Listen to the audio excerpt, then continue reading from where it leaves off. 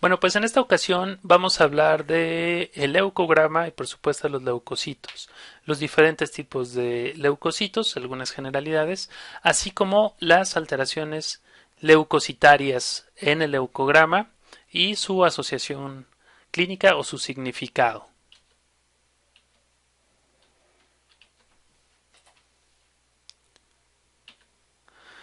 Bien, pues los leucocitos se han clasificado en mononucleares y polimorfonucleares. Obviamente, los mononucleares son leucocitos que tienen un solo núcleo, en donde tenemos a los linfocitos. Los linfocitos son células que tienen escaso citoplasma, ligeramente basófilo. El núcleo suele ser redondo, aunque este linfocito no está tan redondo, pero el núcleo suele ser redondo y a veces ligeramente identado. Aunque hay linfocitos T y linfocitos B, morfológicamente en un frotis sanguíneo nosotros no los podemos identificar. En general, pues el linfocito tiene la función de modular procesos inflamatorios a través de la síntesis de interleucinas y quimiosinas. Su vida media puede ser variable, puede ser de días, semanas o inclusive hasta meses.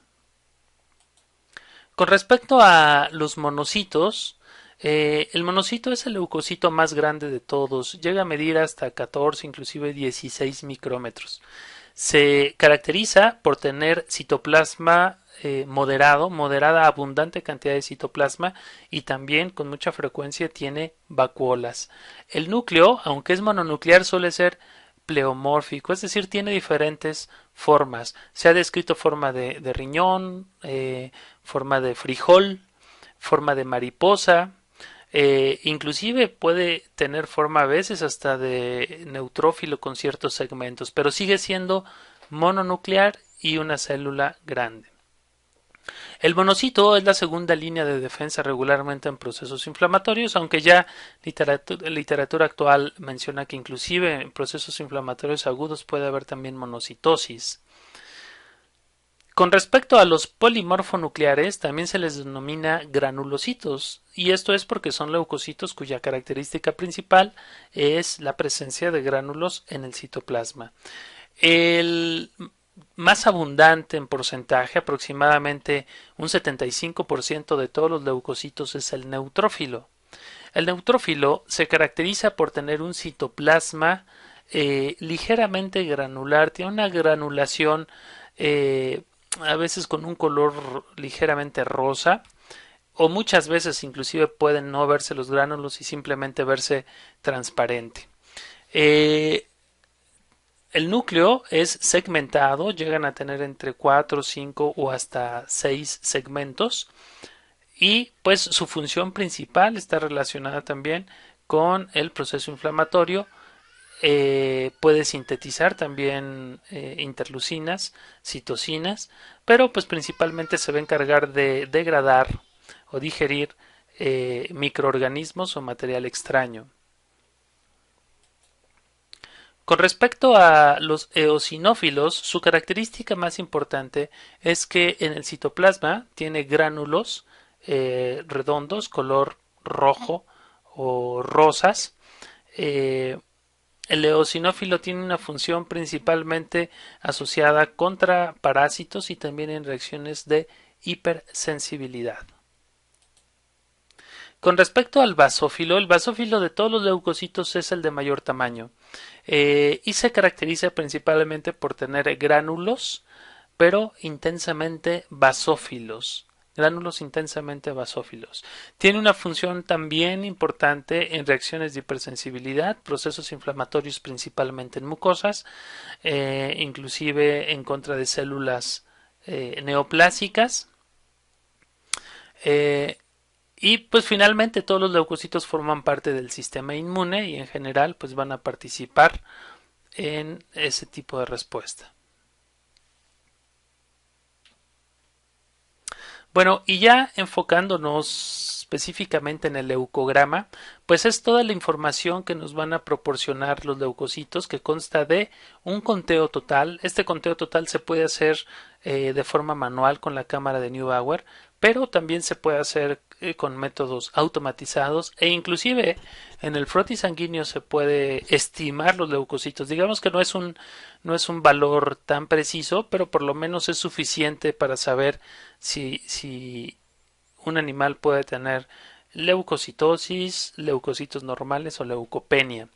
Pero en general se prefiere ya sea contarlos con cámara Neubauer o con un analizador automatizado. Entonces tenemos el conteo total de leucocitos, posteriormente el diferencial de leucocitos. Esto se hace siempre con un frotis sanguíneo. Aquí no hay forma de hacerlo automatizado.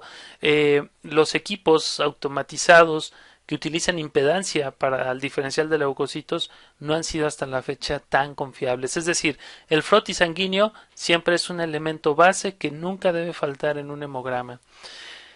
Entonces se hace el extendido de la sangre, se tiñe con tinciones hematológicas y se ve valor en la zona de la monocapa. Vamos a contar 100 leucocitos y de esos 100 leucocitos vamos a clasificarlos en los diferentes tipos que vimos anteriormente.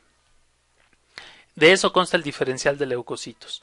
Con este diferencial vamos a obtener en principio un valor porcentual, un porcentaje de leucocitos que tenemos que transformar al valor absoluto del diferencial, porque es el valor absoluto el que nosotros vamos a comparar con el de referencia y entonces sí podemos saber si están aumentados o disminuidos cualquiera de los leucocitos. Y por último también se va a evaluar la morfología de los leucocitos que pues también nos va a estar diciendo o aportando información adicional. Entonces estos son los elementos que se consideran en un leucograma. Antes de empezar con la interpretación y particularmente con los neutrófilos, tenemos que saber en los diferentes compartimientos en los que se encuentran. Entonces, con respecto a los neutrófilos, tenemos un compartimiento de neutrófilos en médula ósea, que es cierta cantidad de neutrófilos, pero maduros, o sea, no nada más de neutrófilos en diferentes fases de maduración. Estoy hablando de un pool o un compartimiento de neutrófilos maduros. Posteriormente tengo un compartimiento de neutrófilos circulantes, que son los neutrófilos que se encuentran en el interior del vaso sanguíneo. Cuando nosotros tomamos una muestra de sangre periférica, de una muestra venosa, de sangre venosa, regularmente lo que estamos evaluando es el compartimiento de neutrófilos circulantes, que finalmente va a depender a su vez de los diferentes compartimientos. Tenemos también el compartimiento de neutrófilos marginados, que son los neutrófilos que se encuentran adheridos al endotelio, y se conoce que en perros hay una proporción de 1 a 1, es decir, la misma cantidad de neutrófilos que tenemos marginados en el endotelio, los tenemos también circulando. Esto en perros y en otras especies domésticas, no así en gatos, porque en gatos tenemos una relación de 2 a 1, dos neutrófilos marginales por un neutrófilo circulante. Es una particularidad de esta especie. Bueno, y el último compartimiento son los neutrófilos que se encuentran en los tejidos. ¿Por qué es importante saber esto? Pues justo por lo que les comentaba anteriormente. Si bien nosotros estamos evaluando el compartimiento de neutrófilos circulantes, en realidad este va a ser resultado de la cantidad de neutrófilos que se estén produciendo a nivel de médula ósea, aquí en el compartimiento medular, la cantidad de neutrófilos que se están liberando del compartimiento medular a sangre, después la redistribución o distribución entre el compartimiento circulante y el compartimiento marginal, y por último, bueno, se tiene que considerar también la vida media de los leucocitos, que en este caso la vida media del neutrófilo es de 10 horas, es decir, después de 10 horas migra hacia circulación.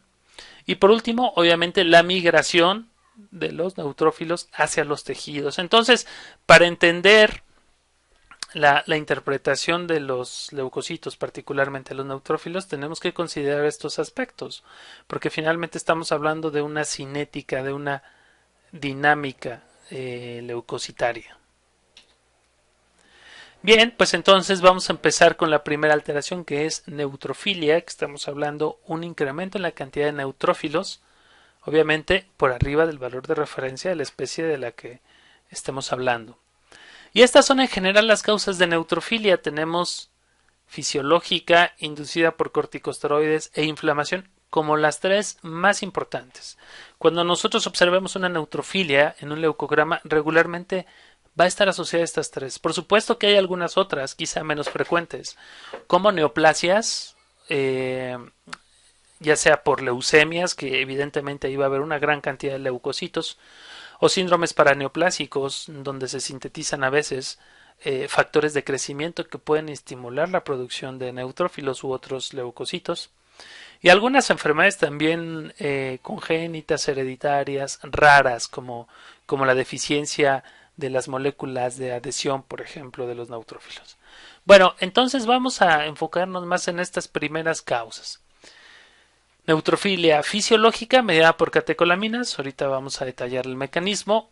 Neutrofilia mediada por corticosteroides que pueden ser endógenos, ya sea por estrés, por enfermedades crónicas regularmente, o hiperadrenocorticismo, en donde ya sabemos que se sintetiza una gran cantidad de cortisol por la propia enfermedad, pero pueden ser también exógenos por fármacos como dexametasona o prednisona o prednisolona, en fin, cualquier corticosteroide que se administre de forma exógena. Y en procesos inflamatorios que pueden ser localizados, generalizados, por causas infecciosas o no infecciosas.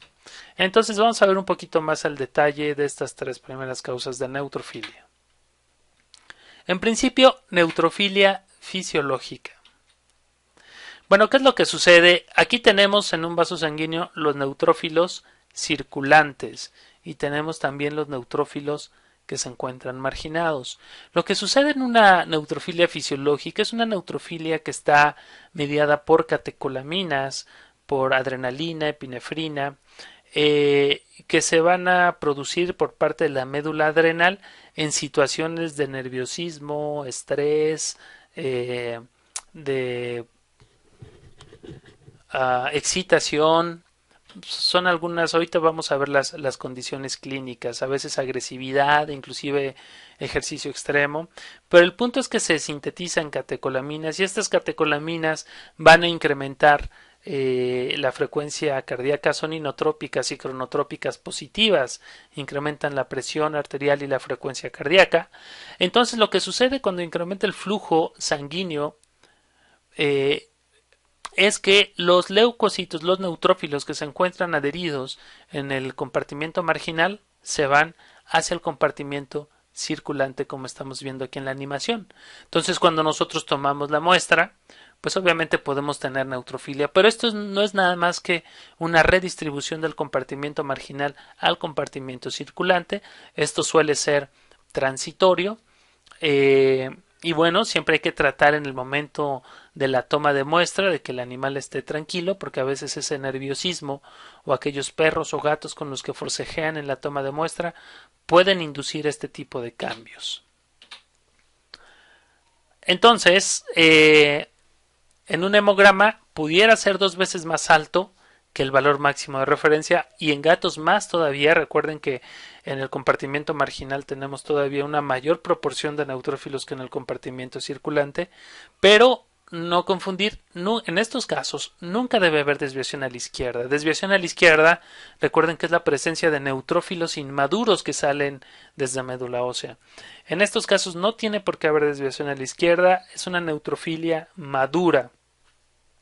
Se ha descrito también la linfocitosis, pero es un hallazgo que yo personalmente he visto con poca frecuencia y cuando más lo he visto ha sido en gatos, cachorros y a lo mejor en perros cachorros también. Pero puede venir acompañada de linfocitosis y es transitoria, no dura más de 60 minutos este tipo de neutrofilia. Son las causas que les había comentado: miedo, excitación, nerviosismo, forcejeo, frecuencia cardíaca elevada. Entonces el mecanismo simplemente es por arrastre, aumenta el flujo sanguíneo, la presión en el vaso sanguíneo, entonces por arrastre se liberan los neutrófilos del compartimiento marginal y se van hacia el circulante. Neutrofilia por corticosteroides. ¿Qué es lo que podemos observar en un hemograma? Bueno, la característica es neutrofilia que frecuentemente viene acompañada de linfopenia. Son dos de los hallazgos más frecuentes, la neutrofilia y la linfopenia. Sin embargo, no siempre vienen en conjunto. A veces nada más observamos linfopenia, a veces nada más neutrofilia o los dos. También se ha descrito eosinopenia y monocitosis, pero también estos son hallazgos no tan constantes. De hecho, la eosinopenia no le damos tanto valor, porque de por sí los eosinófilos ya son células escasas. En muchas ocasiones y en muchos hemogramas podemos ver eosinopenia y no tiene ninguna relevancia. Y la monocitosis puede o no estar presente. Entonces aquí lo más importante es la neutrofilia y la linfopenia. Morfológicamente en un frotis sanguíneo se puede observar neutrófilos hipersegmentados. Esto también se le denomina desviación a la derecha. Les decía que los segmentos de un neutrófilo pueden ser hasta 6. Cuando tienen más de 6 segmentos, 7, 8 o hasta 9 segmentos, podemos decir que son neutrófilos segmentados. ¿Por qué se segmentan o se hipersegmentan estos neutrófilos? Pues simplemente porque permanecen más tiempo en circulación sin migrar hacia tejidos, es decir, son neutrófilos viejos, neutrófilos seniles, y eso está relacionado también con el mecanismo por el cual los corticosteroides nos ocasionan neutrofilia, que ahorita lo vamos a ver. Aquí también no suele superar el doble del valor de referencia máximo y tampoco esperaríamos desviación a la izquierda. Aquí tampoco hay un estímulo hacia médula ósea que tenga la necesidad de liberar neutrófilos inmaduros. Entonces, no hay desviación a la izquierda, porque si hubiera desviación a la izquierda ya estaríamos hablando de otra cosa, de un proceso inflamatorio. ¿Cuáles serían las causas cuando estamos hablando de estrés? Pues en realidad son muy variables. Dolor, temperaturas altas o bajas o cualquier tipo de enfermedad crónica puede inducirnos estrés y la liberación de corticosteroides. En el hiperadrenocorticismo, obviamente que hay una gran cantidad hay un incremento importante en las concentraciones del cortisol, que puede ser ya sea por una neoplasia en hipófisis que esté sintetizando ACTH y que a su vez la ACTH está estimulando la corteza adrenal, particularmente en la capa fascicular, para que sintetice cortisol, o que haya una neoplasia a nivel de adrenales y que la síntesis del cortisol sea autónoma e independiente del estímulo de la ACTH. Eso sería en el caso del hiperadrenocorticismo, o quedamos que la administración de corticosteroides exógenos. Aquí tenemos algunos datos que frecuentemente tienen duda los clínicos, que es en qué momento nosotros podemos llegar a observar un leucograma después de que administro corticosteroides, aunque esto va a depender un poco de la dosis y de la frecuencia y del tipo del corticosteroide que se administre. En general se considera que entre 4 y 8 horas, desde las 4 horas ya pueden ver un leucograma inducido por corticosteroides o de estrés, a veces mencionan, que se va a normalizar entre 24 y 72 horas aproximadamente si la dosis es única. Obviamente que si son dosis constantes repetidas, pues el leucograma inducido por corticosteroides se puede mantener. Mecanismo de la neutrofilia. Esto es porque se libera neutrófilos del compartimiento medular a circulación, pero son neutrófilos maduros. Me refiero del compartimiento de neutrófilos maduros en médula ósea, no inmaduros. Ese es un mecanismo por el cual hay neutrofilia. Y los otros dos mecanismos pues están relacionados, porque los corticosteroides inhiben las moléculas de adhesión de los neutrófilos y por esa razón reducen su migración hacia tejidos, entonces permanecen más tiempo en circulación. Yo les decía, la vida media del neutrófilo es de 10 horas. Pero entonces al tener inhibidas sus moléculas de adhesión, no migra hacia tejidos, permanece más tiempo, más de 10 horas, entonces envejece y entonces se hipersegmenta. Y la linfopenia, se ha descrito dos mecanismos por el cual los corticosteroides pueden inducir linfopenia. Uno, simplemente son linfolíticos o linfotóxicos, y dos, inducen secuestro de linfocitos en órganos linfocíticos o linfoides. Bien, y ahora vamos a hablar de inflamación, que pues efectivamente es uno también de los aspectos más importantes con respecto a la información que nos puede proporcionar un leucograma, el proceso inflamatorio. Ahora, no nada más inflamación, sino aquí lo importante sería saber tratar de clasificar el proceso inflamatorio, porque puede ser eventualmente ligero, moderado o severo, puede ser localizado, puede ser sistémico, puede ser no controlado, en fin, aquí vamos a tratar de ver las generalidades de las diferentes variantes que se pueden presentar en los procesos inflamatorios. Bueno, ¿cómo vamos a identificar un proceso inflamatorio en un leucograma? Suele haber leucocitosis neutrofilia, pero el hallazgo más importante es la desviación a la izquierda, es decir, la presencia de neutrófilos inmaduros.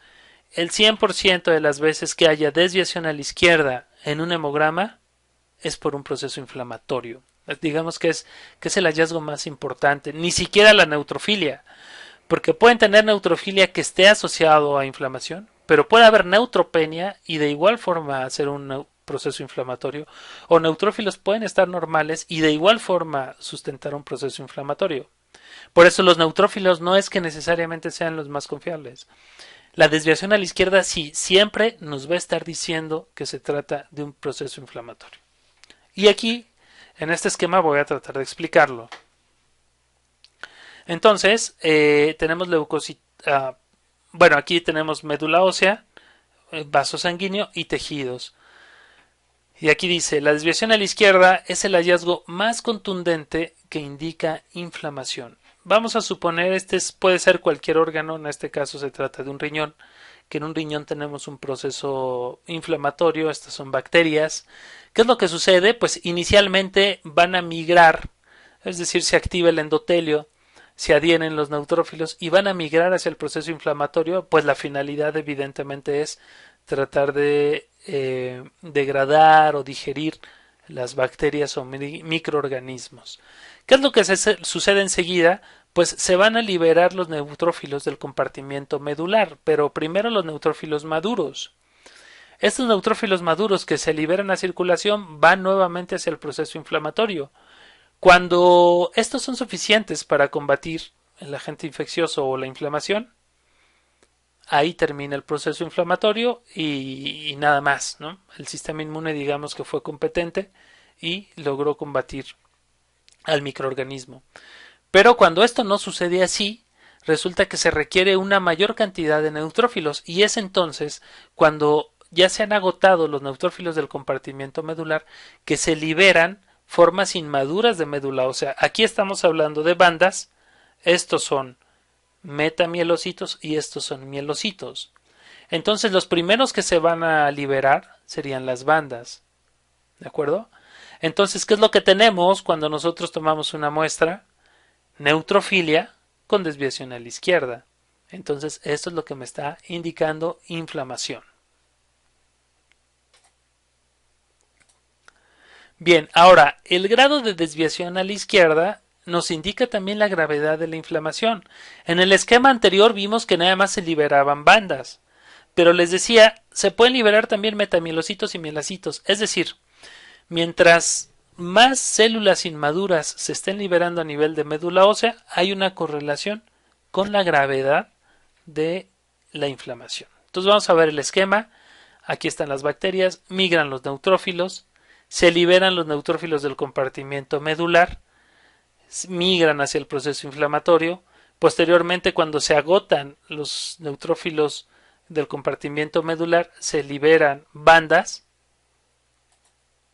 y inclusive formas más inmaduras todavía como metamielocitos. Esta es una desviación a la izquierda marcada y eso me indica el proceso inflamatorio es severo. Aquí tenemos algunos datos, por ejemplo, de las bandas. Ligero, hasta 1 por 10 a la 9 por litro, moderado de 1 a 10 y severo más de 10.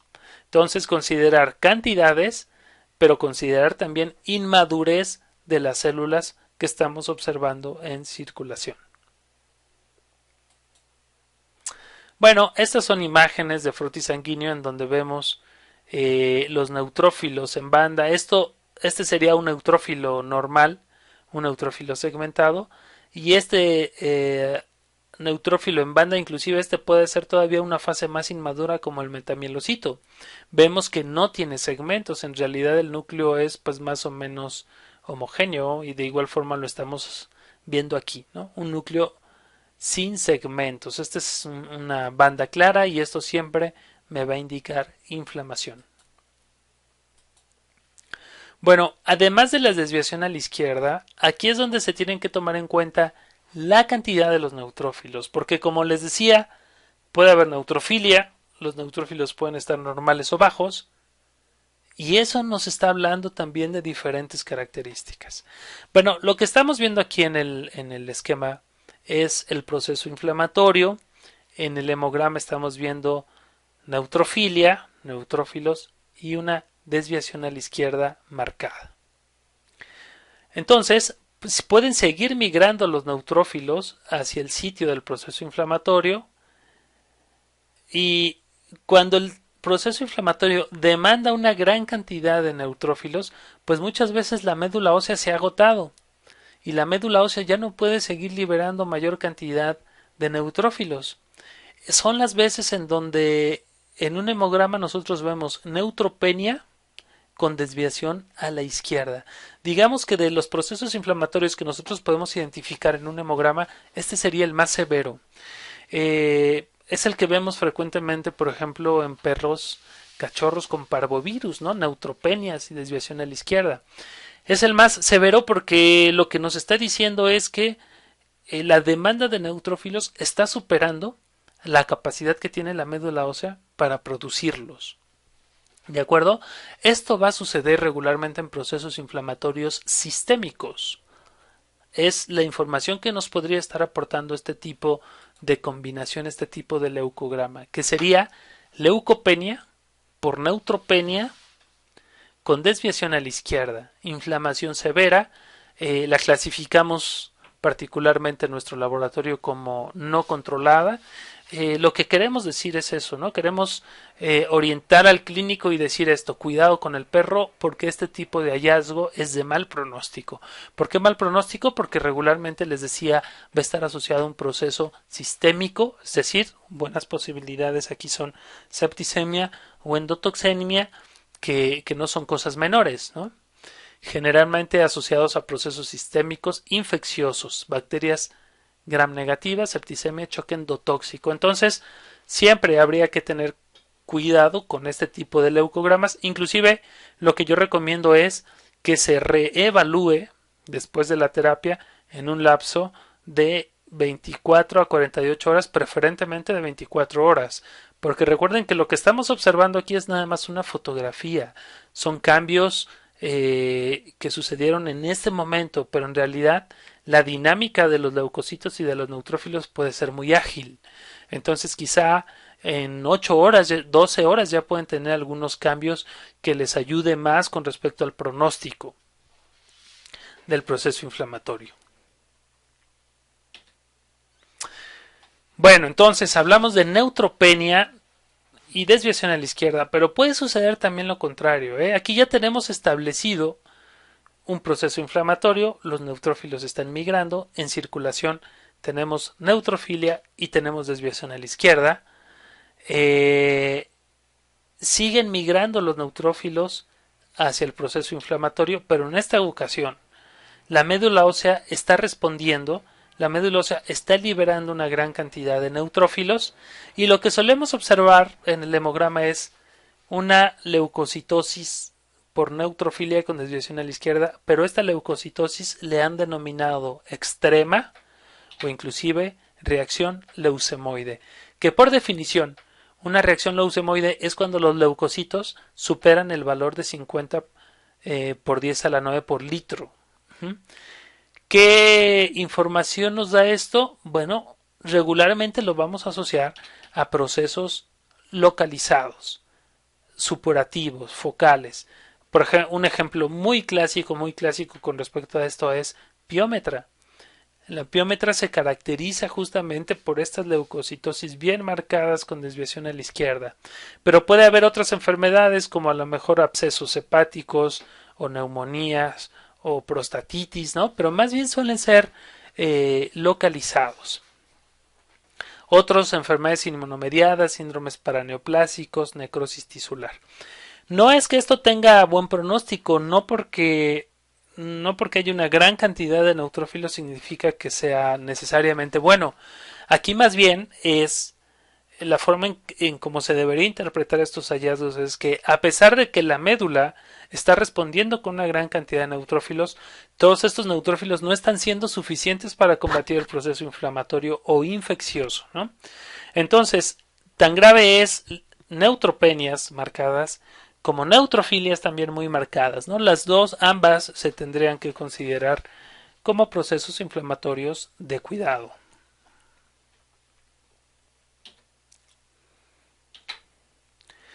Bueno, seguramente han oído hablar ustedes de los neutrófilos tóxicos y los neutrófilos tóxicos pueden estar también en los procesos inflamatorios, ya sea sistémicos o localizados, pero a lo mejor aquí sí la característica es que para ver neutrófilos tóxicos regularmente estamos hablando de procesos inflamatorios graves. Hay algunas excepciones. En gatos, por ejemplo, de repente se pueden ver cuerpos de DOL y no se ha correlacionado con inflamación, pero eso es muy esporádico. En general, si la inflamación viene acompañada de neutrófilos tóxicos, eso significa, la información que nos aporta estos hallazgos morfológicos es gravedad también al proceso inflamatorio. Bien, entonces aquí tenemos nuevamente la inflamación en el riñón y los neutrófilos que han migrado hacia el riñón.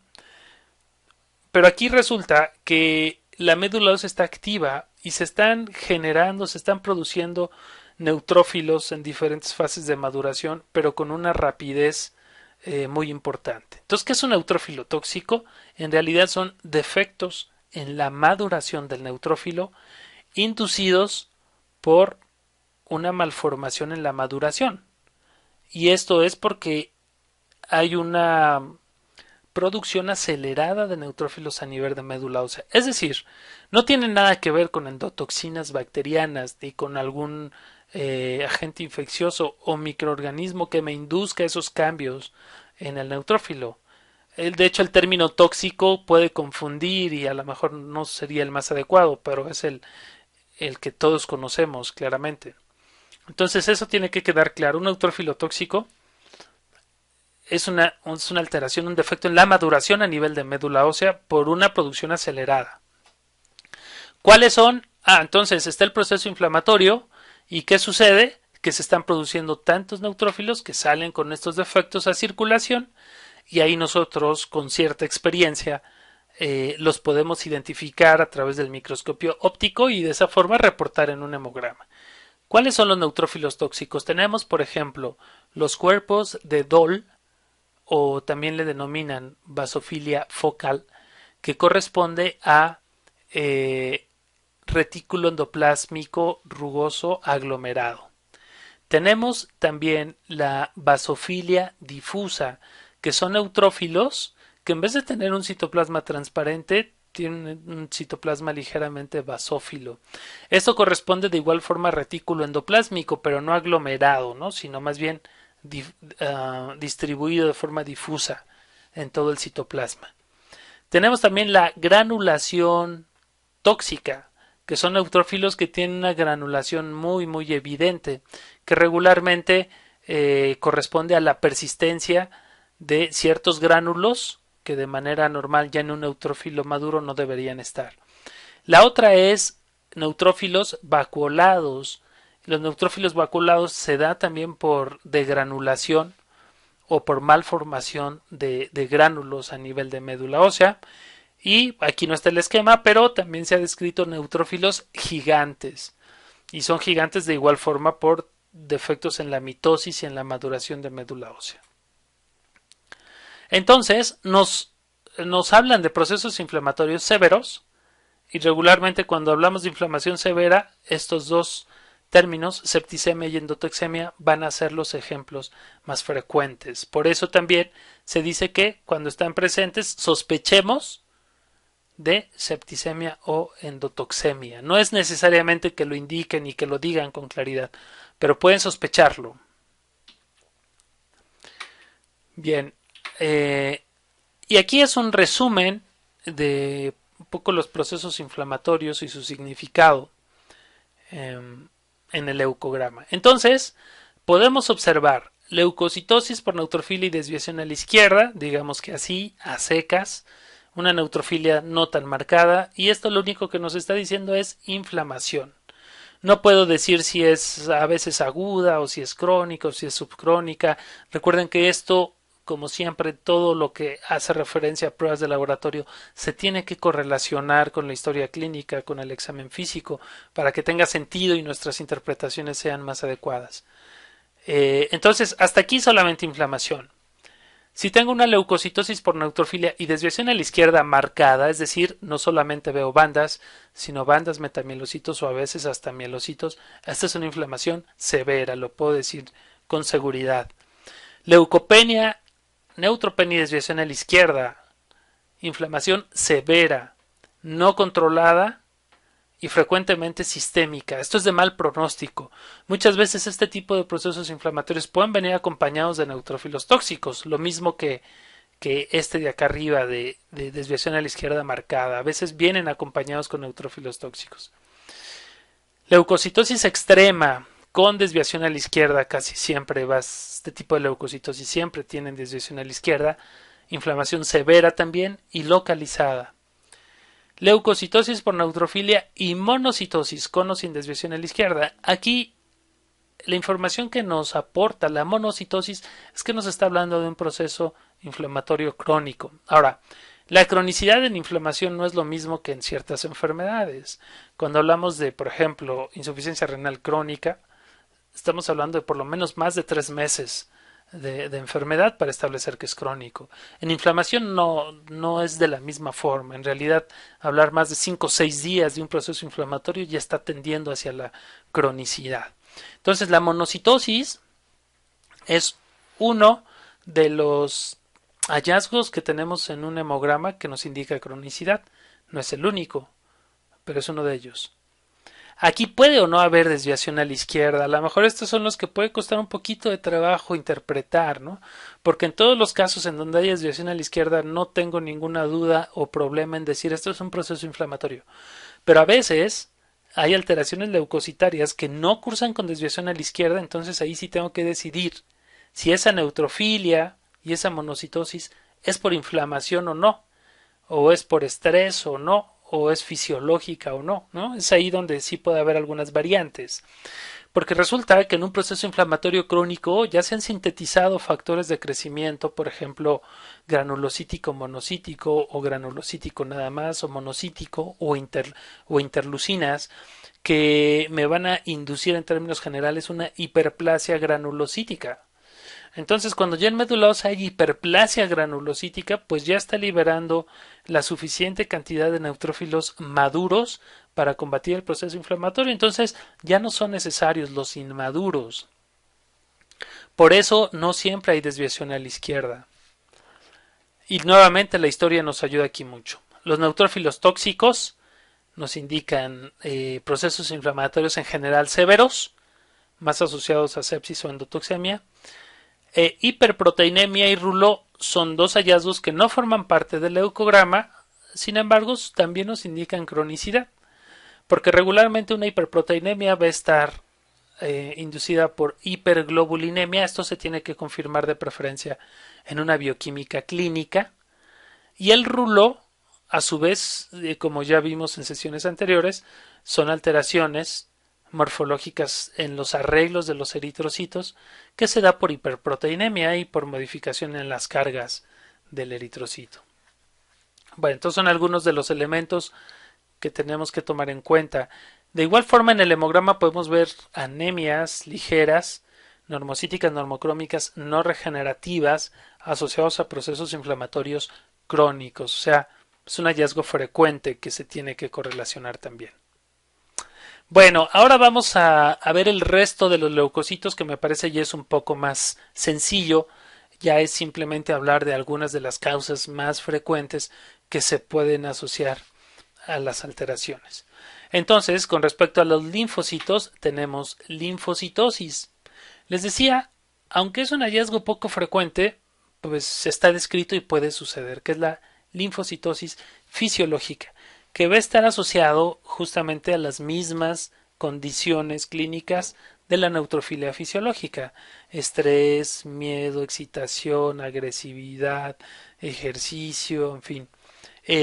Finalmente es estimulado también por catecolaminas y es una linfocitosis transitoria, y desde luego no esperaríamos ver ningún cambio morfológico en esos linfocitos. Otra es estimulación antigénica crónica. Esta sí puede ser un poquito más frecuente. Por ejemplo, infecciones crónicas. Aquí la causa que solemos ver con más frecuencia puede ser Ehrlichia, por ejemplo. Ahí se ven linfocitos atípicos y a veces también linfocitosis. Viremia, a veces cuando pensamos en virus, regularmente asociamos más linfopenia que linfocitosis. Sin embargo, aquí dependerá del tipo de virus y de la respuesta pues inmune que se induzca en el animal. Entonces, algunos enfermedades infecciosas relacionadas con virus pueden también inducirnos linfocitosis. Enfermedades inmunomediadas, en donde pues parte de los mecanismos es la síntesis de anticuerpos y justamente por los linfocitos.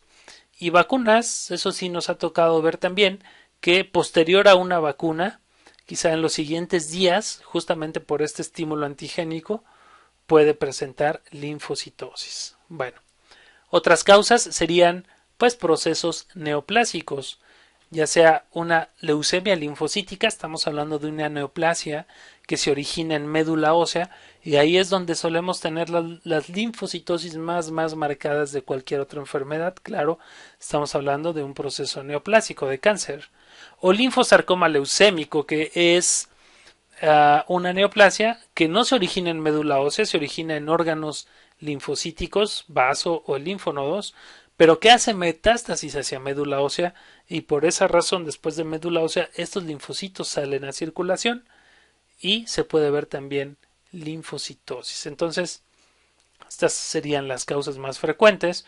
La verdad es que ni la leucemia ni el linfosarcoma o linfoma son, eh, son tan raros, ¿no? O sea, sí son enfermedades que se pueden ver sin tanto problema. Y la linfopenia, causa número uno, estrés. Bueno, estrés o hiperadrenocorticismo, es decir, influencia de corticosteroides, va a ser casi siempre lo más frecuente. Virales, yo diría que dos son las más frecuentes en perros, cachorros y que vemos: moquillo y parvovirus. Pueden cruzar con linfopenias, particularmente moquillo, son linfopenias que pueden ser muy marcadas. Y quilotórax, que es a lo mejor por ruptura del conducto torácico, pérdida de linfa, y la linfa es rica en linfocitos, obviamente, y también en colesterol y triglicéridos, que es parte del diagnóstico. Bueno, también tendríamos que poner atención en las características morfológicas de los linfocitos. Como les decía, el linfocito pues, es normal, es más como este que estamos observando aquí: citoplasma escaso, ligeramente basófilo, núcleo redondo, suele medir entre 9 micrómetros, ¿no? Pero podemos ver alteraciones morfológicas que nos están indicando ciertas patologías. Esta sería la más frecuente, que les llamamos linfocitos reactivos, o lo pueden encontrar en la literatura como inmunocitos, y se caracterizan básicamente por tener un citoplasma intensamente basófilo. ¿Qué me indica ver un linfocito reactivo? Pues estímulo antigénico, de igual forma inespecífico, ¿no? Vamos a suponer que si yo veo una linfocitosis junto con linfocitos reactivos, pues no voy a pensar que esta linfocitosis es fisiológica, ¿no? Tengo que pensar que hay ahí un estímulo inmune, ni tampoco voy a pensar que es un proceso neoplásico la linfocitosis, porque aquí ya me está dando indicios de que se trata de este tipo de estimulación. Bueno, la otra es que a veces vemos linfocitos que no estoy seguro que son reactivos, pero tampoco estoy seguro que son neoplásicos. En ese sentido prefiero decir, este es un linfocito atípico.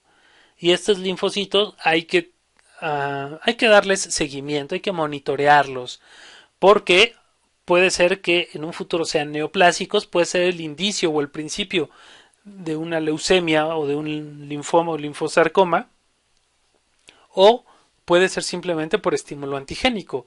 Entonces tendremos que poner atención también en el resto de los resultados para darle significado a ese tipo de linfocitos. Los hemos visto atípicos nuevamente en Ehrlichia, por ejemplo. Aquí estamos viendo este linfocito que tiene gránulos en el citoplasma y es de mayor tamaño, pero no estoy seguro que sea neoplásico, podría ser atípico.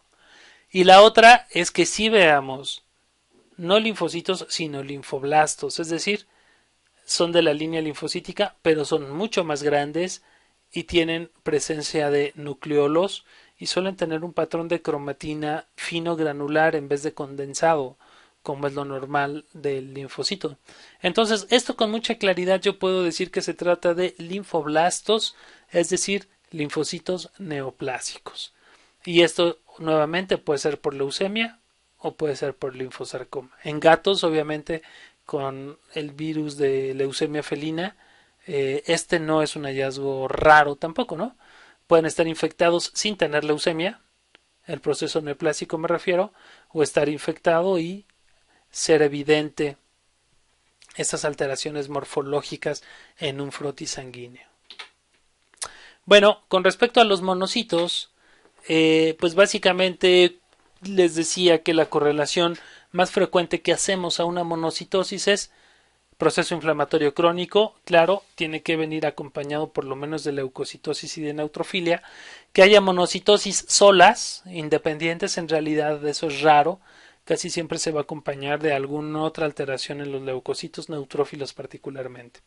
Si no es inflamación, considerar corticosteroides, endógenos o exógenos, y ya así una causa rara, no es de las neoplasias más frecuentes, pero puede haber leucemias monoblásticas o leucemias mielomonocíticas, que son de granulocitos y monocitos, que es un poquito más frecuente que de la leucemia monoblástica. En este caso la monocitopenia no se considera, no tiene relevancia. Eosinofilia. Bueno, yo diría que las dos causas más importantes o que solemos interpretar con mayor frecuencia va a ser por parásitos o hipersensibilidad. Cuando estamos hablando de parásitos, solamente hay que recordar que de preferencia tienen que ser aquellos parásitos que cursan con cierta migración tisular, porque muchas veces o no todos los parásitos gastrointestinales necesariamente van a cursar con eosinofilia y seguramente ustedes podrán haber hecho a nivel de clínica esa correlación, ¿no? Que en realidad tienen animales, perros o gatos con parásitos sin eosinofilia. Entonces, es más asociado a aquellos que cursan con cierta migración tisular en algunas de sus fases, en donde sí, ahí sí los eosinófilos tienen una mayor acción antiparasitaria, ¿no?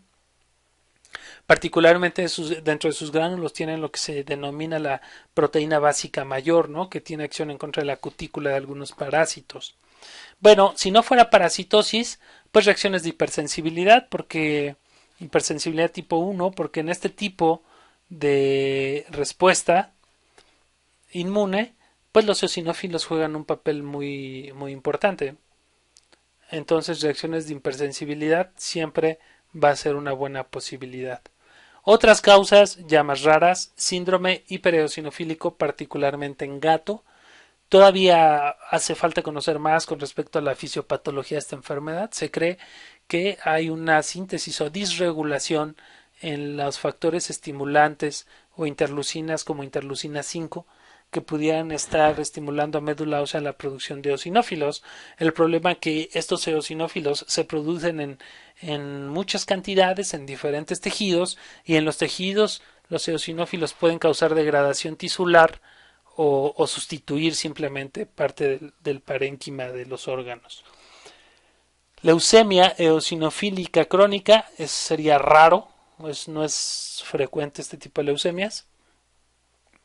Y síndrome paraneoplásico se ha descrito, por ejemplo, el linfosarcoma, en donde lo mismo, las células neoplásicas, los linfocitos neoplásicos pueden sintetizar interleucina 5, que es específica para la producción de eosinófilos. Eosinopenia por corticosteroides, pero la verdad es que es un dato que no le damos tanta relevancia. Basofilia, pues en general también se puede asociar a las causas de eosinofilias, en general parasitosis, hipersensibilidad y por supuesto puede haber inclusive leucemias de basófilos y de mastocitos o en mastocitoma puede haber tanto basofilia como mastocitemia. Bueno, este es un resumen de las alteraciones de leucocitos que en realidad no quisiera repetirlos, es solamente para que ustedes se den una idea, digamos, integral o global en una sola imagen puedan recordar todas las alteraciones. Entonces aquí tenemos los diferentes tipos de leucocitos. Esta flecha hacia arriba me indica las principales causas de neutrofilia, linfocitosis, monocitosis, eosinofilia y basofilia. Y esta flecha hacia abajo, las principales causas de neutropenia y linfopenia.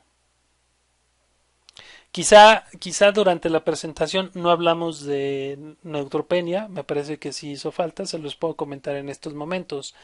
En realidad las causas de neutropenia no son tantas y básicamente la que hablamos cuando nos referíamos al proceso inflamatorio severo, sistémico y no controlado es la más importante causa de neutropenia. ¿Qué es lo que sucede en esta neutropenia?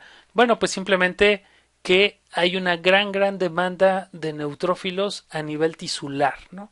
Y esto está dado también por los factores quimiotácticos. En el proceso inflamatorio se están produciendo quimiosinas, interleucinas u otros factores quimiotácticos, por ejemplo, interleucina 8 es muy importante, pero también factores del complemento son quimiotácticos poderosos que causan migración de neutrófilos hacia el sitio del proceso inflamatorio.